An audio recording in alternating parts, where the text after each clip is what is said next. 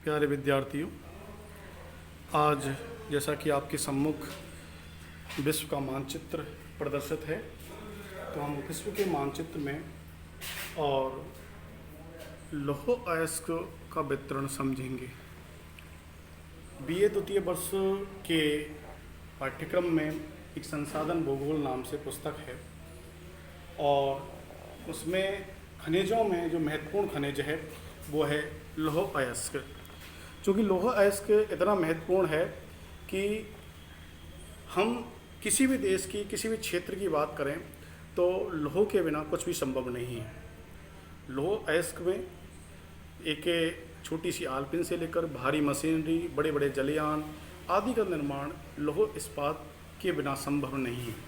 तो लौह अयस्क को कोर खनिज और लौह अयस्क के कच्चे माल के रूप में और उस पर निर्भर अथवा डिपेंड होने वाला लौह इस्पात उद्योग एक कोर इंडस्ट्री के रूप में जाना जाता है। और आज हम विश्व संदर्भ में हम देखें तो दुनिया के जो नामचीन अथवा सर्वाधिक विकसित देश हैं उनमें लौह अयस्क के पर्याप्त मात्रा में भंडार मौजूद हैं। तो लौह अयस्क न केवल कोर खनिज है बल्कि लौह अयस्क के आधार पर निर्मित अथवा बनने वाला लौह इस्पात उद्योग किसी भी देश के विकास में एक महत्वपूर्ण भूमिका निभाता है। तो आज इसी रूप में हम देखेंगे कि आपके सम्मुख विश्व का मानचित्र है और विश्व के मानचित्र में मेरे द्वारा ये रेड कलर की शेडिंग के माध्यम से कुछ जगहों को चिन्हित किया गया है और वो प्रदर्शित कर रहे हैं कि विश्व में लौह अयस्क किन किन क्षेत्रों में, किन किन देशों में और प्राप्त किया जाता है या उत्पादित होता है।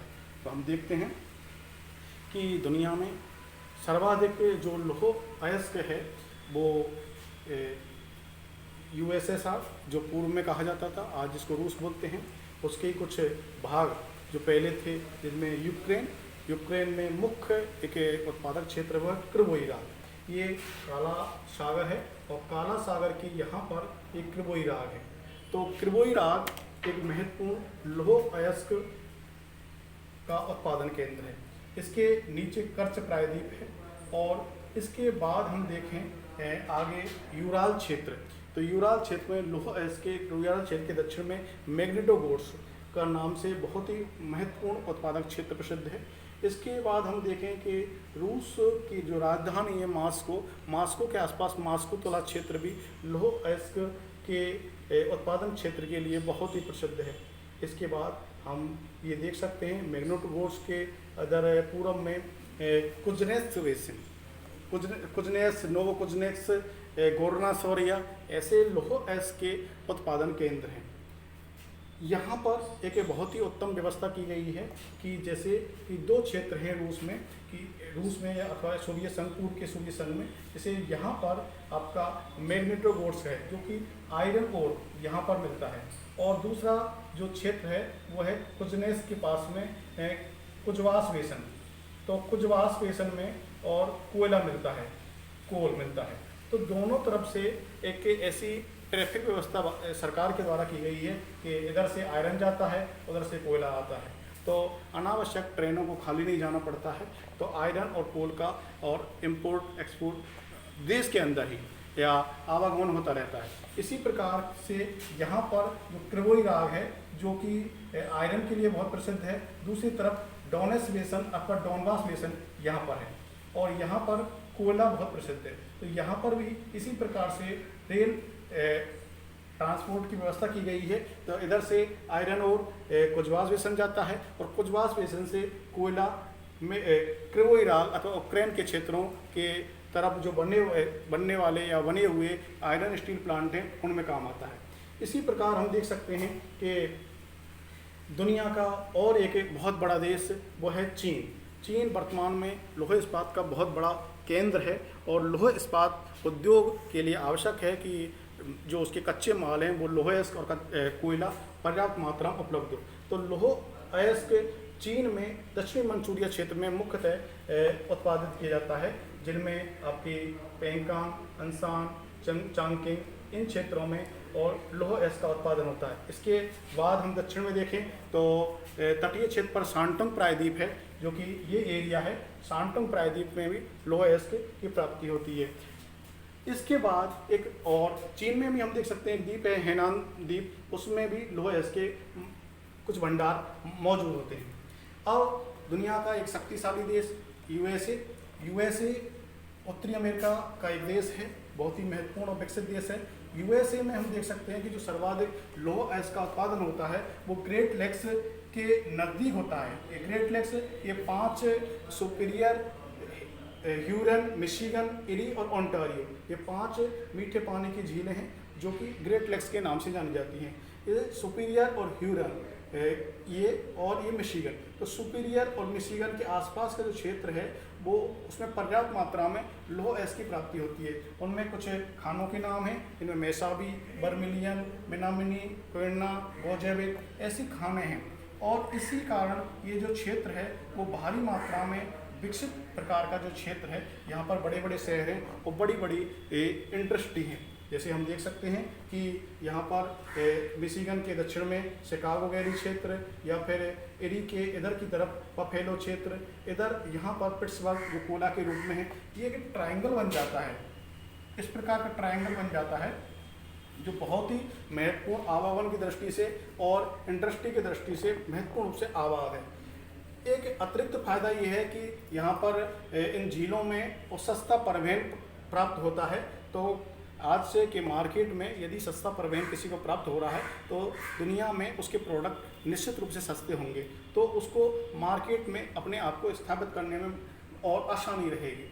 तो यहाँ से जो परिवहन है वो या तो किसी दूसरे देश को करना हो या फिर अमेरिका के ही अपने किसी हिस्से में उस माल को भेजना हो, तो सस्ता जल परिवहन यहाँ इन झीलों से निकलते हुए सेंट लॉरेंस नदी से निकलकर और किसी भी हिस्से तक पहुंचाया जा सकता है, और किसी भी हिस्से से और कच्चा माल अथवा निर्मित माल अथवा मशीनरी प्राप्त की जा सकती है, तो मंगाई जा सकती है। इसके साथ ही हम देख सकते हैं कि अमेरिका के अपलेशियन पर्वत है जो कि बहुत ही प्राचीन पर्वत है। उस प्राचीन पर्वत के दक्षिण में जॉर्जिया, अलाबामा जो क्षेत्र है वहाँ भी लोह अयस्क के भंडार हैं।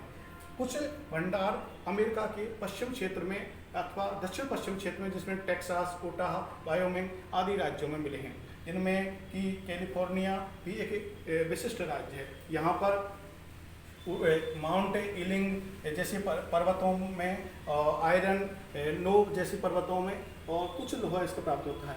इसके बाद हम देखते हैं कनाडा में लेब्राडोर या के क्षेत्रों में कुछ मात्रा में और लोहा इसका प्राप्त होता है। लैटिन अमेरिका अथवा दक्षिण अमेरिका की बात करें तो मैक्सिको के जो क्षेत्र हैं उनमें कुछ मात्रा में। इसके बाद जो सर्वाधिक बड़ा जो देश है अथवा बड़ा क्षेत्र है जो वह है ब्राज़ील। ब्राज़ील में ये जो मैंने इसे मानचित्र पर शेडिंग कर रखा है वो है मिनास गेरास राज्य। तो मिनास गेरास राज्य में एक जगह है माउंट इतावेरा। ये माउंट इतावेरा में और ब्राज़ील की सर्वाधिक लोहा इसका खनन होता है। इसके अतिरिक्त कुछ जो क्षेत्र हैं उनमें चिली, पेरू, कोलंबिया, इन क्षेत्रों में भी छोटी छोटी लोहे की खानें हैं। इसी प्रकार अफ्रीका में भी बहुत ही छोटे मात्रा में या छोटे क्षेत्र में और लोहे का उत्पादन होता है, जिनमें हम देख सकते हैं कि इस मानचित्र में कि दक्षिण अफ्रीका में जैसे केप प्रांत, ट्रांसवाल, प्रिटोरिया, नेटाल, इन क्षेत्रों में लोहे की प्राप्ति होती है। इसके अतिरिक्त एक और गिनी की खाड़ी के पास लाइबेरिया देश है। लाइबेरिया में बोमी की पहाड़ी लोहे के उत्पादन के लिए प्रसिद्ध है। तो अफ्रीका में महाद्वीप में कम मात्रा में लोहे का उत्पादन होता है। इसके बाद हम देख सकते हैं कि यूरोप महाद्वीप में पर्याप्त मात्रा में लोहे का उत्पादन तो नहीं होता है, लेकिन जो भी उत्पादन होता है उसको हम मानचित्र में देखें तो सर्वाधिक जो बेहतरीन किस्म का जो लोहा मिलता है वो मिलता है स्वीडन में। स्वीडन के उत्तर में दो खाने हैं, किरुना और गेलेवियर। ये ऊपर की तरफ यहाँ पर ये किरुना एक बहुत महत्वपूर्ण खान है और गेलेवियर, दो खाने लोहे के उत्पादन के लिए बहुत ही महत्वपूर्ण है, जो हाँ हेमेटाइट प्रकार का और लोहे मिलता है। इसी प्रकार हम देख सकते हैं कि स्पेन और फ्रांस की बाउंड्री पर और जो खाने हैं वो है बास्क प्रांत में माउंट बिलबाओ की खान है। इसके बाद जर्मनी और फ्रांस की सीमा पर एक क्षेत्र है लॉरेन क्षेत्र, जिसमें जर्मनी और फ्रांस को दोनों के बीच में और लोहा की खान को ध्यान में रखते हुए कई बार युद्ध जैसी स्थिति भी उत्पन्न हुई है। इसके अतिरिक्त इटली में एल्बा द्वीप और चेकोस्लोवाकिया बोहेमिया क्षेत्र आदि क्षेत्रों में यूरोप में और लौह अयस्क की प्राप्ति होती है। इसके बाद हम देखते हैं कि भारत में लौह अयस्क के पर्याप्त मात्रा में भंडार हैं और मुख्यतः भारत में लौह अयस्क के छोटा नागपुर पठार और दक्षिण का प्रायद्वीपीय पठार इनमें प्राप्त होता है। छोटा नागपुर पठार में जो पेटी है उसमें झारखंड उड़ीसा जो क्षेत्र आते हैं, तो झारखंड उड़ीसा में मुख्यतः सिंहभूमि, क्योंझर, मयूरभंज, सुंदरगढ़ और इनमें भी ये छोटी छोटी काहाने हैं जैसे पंसराबुरु, गुआ, नोआमुंडी ऐसे क्षेत्र हैं सिंहभूमि में। इसी प्रकार उड़ीसा में बादाम पहाड़, क्योंझर, मयूरभंज, सुंदरगढ़, कोरापुट ऐसे क्षेत्र हैं। और इन्हीं के आधार पर उड़ीसा में राउरकेला क्षेत्र, राउरकेला आयरन स्टील प्लांट है, तो उधर झारखंड में बोकारो प्लांट है। इन्हीं आधारों पर पश्चिम बंगाल में दुर्गापुरा प्लांट है। इसके बाद दक्षिण की तरफ हम बढ़ते हैं तो एक जो क्षेत्र है वो है छत्तीसगढ़ का क्षेत्र। छत्तीसगढ़ और उत्तरी महाराष्ट्र या फिर हम कह सकते हैं उत्तरी तेलंगाना, इस क्षेत्र में छत्तीसगढ़ में हम देखें तो भिलाई आयरन स्टील प्लांट है और भिलाई को छत्तीसगढ़ के दुर्ग जिले से डल्ली राजरा की खानों से मुख्यतः लौह अयस्क की प्राप्ति होती है। दूसरा क्षेत्र बस्तर में बेलाडीला खान है जो महत्वपूर्ण लौह अयस्क का केंद्र है। बेलाडील खान से और यहाँ विशाखापत्तनम बंदरगाह तक बेलाडीला खान एक स्लरी पाइपलाइन के माध्यम से और भेजा जाता है और यहाँ से निर्यात होकर के वो जापान को भेज दिया जाता है। इसी प्रकार हम दक्षिण में और इसके दक्षिण में देखें तो कर्नाटक, दक्षिणी महाराष्ट्र और उत्तरी तमिलनाडु, इन क्षेत्रों में जो महत्वपूर्ण खान हैं वो कर्नाटक में शिमोगा, होसपेट, चिकमंगलूर, चित्रदुर्ग आदि की खान हैं, जिनमें केमनगुंडी, कुद्रेमुख प्रमुख खान हैं। तो यहाँ का जो लौह अयस्क है वो स्थानीय स्तर पर विजयनगर आदि लौह इस्पात केंद्रों में कामा जाता है अथवा न्यू मंगलौर बंदरगाह के माध्यम से ईरान आदि देशों को निर्यात कर दिया जाता है। इसी के उत्तर में हम देखते हैं कि महाराष्ट्र का रतनगिरी और गोवा जिसमें पेरना अदौल आदि जो क्षेत्र हैं वो यहाँ पर हल्के किस्म का लौह अयस्क प्राप्त होता है। दक्षिण में और तमिलनाडु का सेलम क्षेत्र, जो कि तमिलनाडु में सेलम में लौह अयस्क मिलता है, पास में ही नेवेली से कोयला प्राप्त होता है और दोनों के कच्चे माल के आधार पर सेलम में लौह इस्पात प्लांट की स्थापना की गई है। इसके बाद हम दक्षिण गोलार्ध में देखते हैं तो एक महत्वपूर्ण और देश है वह है ऑस्ट्रेलिया। ऑस्ट्रेलिया में इधर पर्थ के उत्तर में पिलवारा बेसन, आइरन ओर, ये मुख्यतः लौह अयस्क के उत्पादन के केंद्र हैं और लौह अयस्क किसी भी देश की एक धुरी अथवा धुरी उद्योग है और किसी भी देश की आवश्यकता अथवा किसी भी देश का जो विकास है वो बहुत कुछ लौह अयस्क के आधार पर की प्राप्ति पर निर्भर करता है। तो इस प्रकार आज हमने विश्व के संदर्भ में लौह अयस्क किन किन देशों में, उन देशों में भी किन किन क्षेत्रों में प्राप्त होता है ये अध्ययन किया। मुख्यतः लौह अयस्क पुरानी और आग्नेय चट्टानों आदि में मिलने की संभावना रहती है, तो जिन क्षेत्रों में प्राचीन प्रकार की चट्टान हैं वहाँ पर लौह अयस्क प्राप्त होने की अधिक संभावनाएं रहती हैं। तो आज के इस वीडियो में हम इतना ही पढ़ेंगे। शेष एक अलग अगले अध्याय में और अगले दिन नए चैप्टर के साथ हम आपके सामने उपस्थित होंगे। धन्यवाद।